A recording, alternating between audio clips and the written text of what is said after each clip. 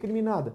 Inclusive no caso de afetividade. Eu fico preocupado com isso. Por que não pode se impedir ou restringir a expressão e a manifestação de afetividade? Ou proibir a livre expressão e manifestação de afetividade do cidadão homossexual, bissexual ou transgênero? Por quê? Eu, como heterossexual, não tenho livre expressão de manifestação de afetividade. Eu não posso fazer sexo com a minha esposa no meio da rua. Porque é uma expressão de afetividade livre. Porque para nós, cidadãos heterossexuais, existe o crime do atentado ao pudor. Eu fico preocupado se isso não vai deixar de existir para o homossexual. Nós tivemos agora a parada gay, todos têm o direito da sua manifestação. Mas eu vi pessoas que disseram, eu vi na Paulista, onde tem ali puxa, como é que se chama? Trianon. O Trianon, atrás do MASP, pessoas, homens fazendo sexo ali atrás. Gente que não é em Angabaú. Agora, daqui a pouco essa lei, ela abre um precedente, porque aqui diz livre expressão de afetividade. E isso é muito perigoso. E também o fato de você ter qualquer fator impeditivo do exercício da profissão, como diz o artigo 6º. Olha que perigo que nós temos hoje. Nós vivemos num país e a gente sabe como isso funciona. A pessoa é mandada embora, ela vai na justiça. Uhum. Né? E nada, alguma coisa ela consegue. Porque é uma hora extra que ela fez, é alguma coisa. E muitas vezes, e eu já fui empregado e já fui empregador. E o empregador, para não ter a dor de cabeça do processo, vai-se para um acordo. Muitos até dizem, olha, poderia até deixar correr. Aí o advogado fala, não, mas é uma dor de cabeça, ele vai acabar ganhando alguma coisa. Vamos partir para um acordo. Né? Que é também um caminho amigável e que, aliás, desafoga em muito a nossa justiça do trabalho, que está super atolada de processos. Concordo com isso. Uma pessoa é mandada embora por ser homossexual. Perfeito, ela tem todo o direito de reclamar disso, porque ela não pode ser impedida, preterida pelo fato de ser homossexual. Agora, uma pessoa é mandada embora por qualquer motivo, ele pode alegar, sabe o que foi mandado embora? Mandado embora porque eu sou homossexual. Você nunca falou, ninguém nunca assume, não sabe, sim. Ele pode abrir esse problema? Pode. Isso me lembra um filme francês, com o Gérard Depardieu, que é justamente a tônica. Um funcionário descobre que vai ser mandado embora por conta de contenção de custos, e aí ele forja, que ele na verdade não é homossexual, ele forja uma fotografia onde ele estaria se relacionando com outro homem e passa, o filme todo se passa, porque a empresa, com medo da multa milionária que a legislação previa para aquele caso, mantém, ele, ao contrário, ele vai se promovendo. Né? Realmente um risco, parece um assunto que mereça, no mínimo, debate maior. Exatamente, um debate maior.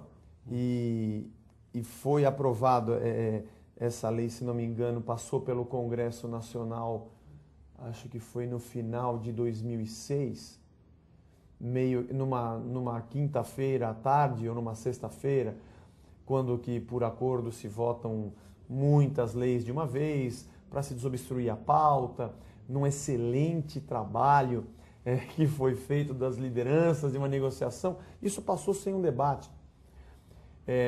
Eu vi o acompanhamento do trâmite da lei, houve algumas audiências públicas, mas de um assunto tão importante e que eu vejo que a maioria da população não sabe do que está acontecendo. E aí você imagina um empregador que vai responder a um processo criminal por ter demitido alguém, e até que se prove que o focinho de porco não é tomada, e que ele realmente não sabia, que a pessoa nem é um homossexual, ou que está se fazendo passar. Nós estamos abrindo uma porta que nós estamos criando uma superclasse, que pode, ele é diferente, ele não pode ser preterido, ele não pode ser impedido, ele pode estar na pensão onde ele quiser, ele pode, se for num processo seletivo, se o empregador descobre que tem um que se declara ser homossexual, como é que ele vai explicar que ele não é melhor do que...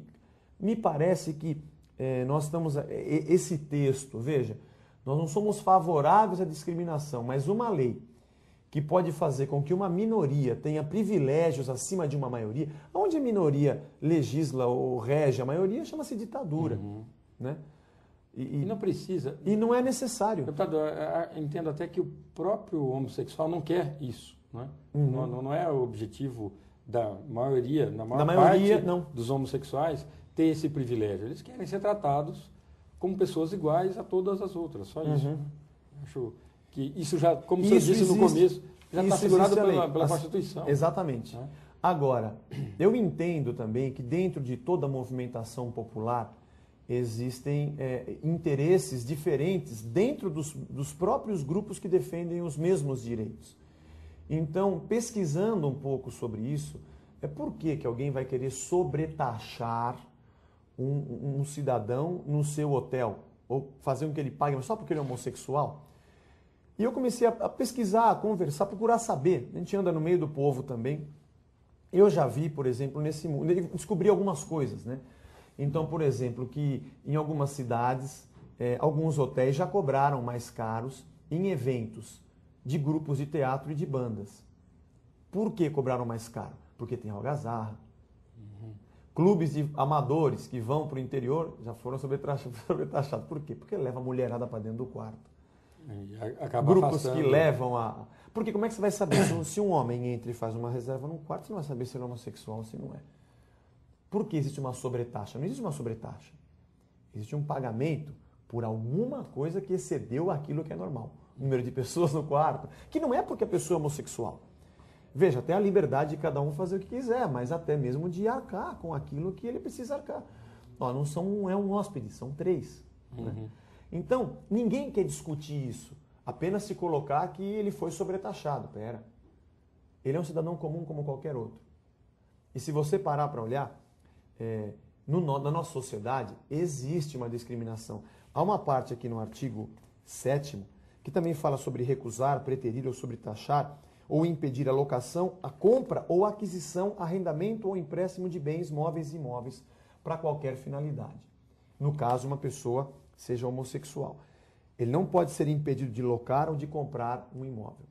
Vamos falar de locação. Locação me preocupa, porque existem proprietários que não querem locar os seus imóveis para qualquer fim. Tem proprietário que não quer alugar o seu imóvel para um bingo.